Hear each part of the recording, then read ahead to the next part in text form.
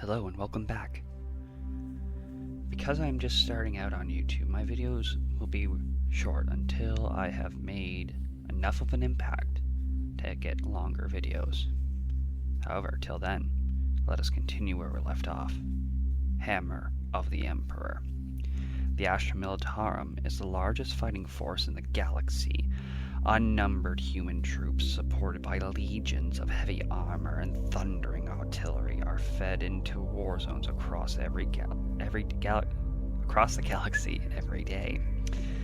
Though hellish wars of attrition, desperate invasions, and year-long sieges, the Imperial Guard fights a never-ending war for mankind's survival. The Imperium is vast, on a scale incomprehensible to ordinary humans. Communication and travel between glittering nodes of the far-flung empire are laden with risk. The initial realm of the warp provides the only conduit for interstellar movement and messages, yet it is also taints and temporarily displaces much of which plunges into its depths, confounding the Imperium's attempt at a centralized control or unified strategy. On every border and every battlefront, humanity's worst nightmares press ever inwards and are held at bay only through the vast and constant sacrifice. In these dark times, warfare on a galactic scale is a matter of soulless, grinding logistics. Only the Astra Militarum can marshal vast numbers to fight such wars. Until Gilliman arrived, and, well, you know what happens then. Astra Militarum formations are the Imperium's mainstay fighting force. Those deployed to any given war zone range from companies of mere hundreds drawn from from a single world, to an army group comprising of soldiers and armored vehicles from multiple regiments, plus artillery support battalions. Though they often support more elite formations, many of mankind's largest wars are fought by the Imperial Guard alone. Sorry, my throat was getting a little sore. Where was I?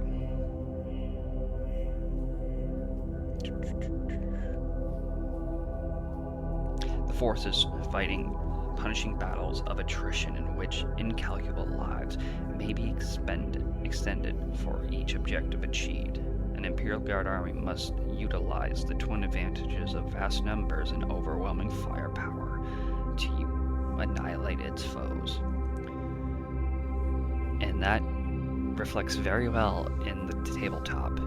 Back in 9th edition, it was hard-pressed for me not to table wipe somebody first turn if they placed very poorly. 9th edition was very favorable to the Imperial Guard. Whether Xenos aircraft dance and weave with impossible grace, the Imperial Guard fills the sky with a thunderstorm of munitions that no amount of acrobatic skills can outmaneuver. Where heretical bastions stand defiant, the Imperial Guard commanders call down artillery bombardments that reduce all to rubble. The greatest enemy threats are torn apart in the crossfire of thousands of heavy weapons, or smashed aside by the gallant charge of hundreds of Imperial tanks. While enemy infantry are cut down in disciplined volley of last fire, or impaled upon the force of bayonets. The enemies of mankind must employ dark science, supernatural powers, or Xenos weaponry beyond human ken. But such deviances come with naught in the face of honest human intolerance, fed by the wellspring of faith in the God Emperor and backed by sufficient guns. Yes. All of that, please. If you can tell, I am an Imperial Guardsman fan. Let us continue. For although For all the might of its armor and artillery, the true backbone of the Astra Militarum is the countless waves of infantry who take to the field. The sheer scale of battles fought by the Imperial Guard is dehumanizing in the extreme. Entire regiments of brave warriors are reduced to statistics upon a scrolling screen of Imperial strategos. Grains of sand sliding through the fingers of a greater and more privileged individuals, and yet every single company, every single squad, every single guardsman who lifts their lasgun and takes a stand in defiance of their race is crucial. Without a constant deluge of new recruits, the Militarum would cease to function. Yep. If there wasn't bodies, the Guard wouldn't last long and the Imperium wouldn't last long. Department Minitorum. Bureaucracy at its finest. That's heresy to say. It is one of the most important functions of the Department Minitorum to ensure that the Astra Militarum's ranks are constantly refilled.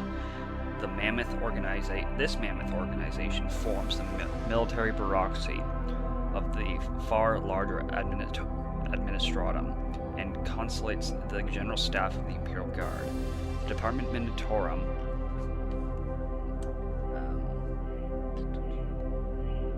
monitors tithes imposed on almost all Imperial worlds. The bulk of these tithes are paid in the flesh of world's sons and daughters, often conscripted. These soldiers are raised as regiments and sent out to uphold the planet's pride on some distant battlefield. Other tithes are paid in material, anything from uniforms and rations to high explosive shells and super heavy battle tanks. Baneblade. Alright, I'm gonna tell you, favorite version of the Baneblade. If you have one, put it in the comments, but I'll tell you mine. It's the Shadow Sword. It's the best. No contest. The Department Minitorum administrates the Imperium's numerous war zones. Its agents gather armies for each liaison with the Navis Imperialis, the Imperial Navy, to transport them there and in the feared form of commissars ensure the loyalty of soldiers and officers. Once they reach the front lines, the unique demands of the war zone, the particular requests of senior officers, the availability of nearby recruiting worlds or in-transit forces, the tumultuous nature of the warp, all must weigh against the importance of the world under threat. The organization of the Imperial response can take months, even years. Ill-suited regiment types may be forced together out of necessity. Soldiers from Adrid planets may be deployed to fight on ice worlds. That is definitely a case. If you ever read the Kaivis Kane books, there is one where they had the Valhallans fight on a desert planet. It didn't make much sense. Armies might even arrive to find that the world aimed to save long since died. The sufficient Astra Militarum regiments arrive at any war zone at all is testament to the untold millions of troops dispatched every day. And that's where we're going to leave it on for this part. Hopefully you've enjoyed this and you've become a little relaxed. Hey, like and subscribe and help me out here. I would very much appreciate it. Thank you, and have a wonderful day.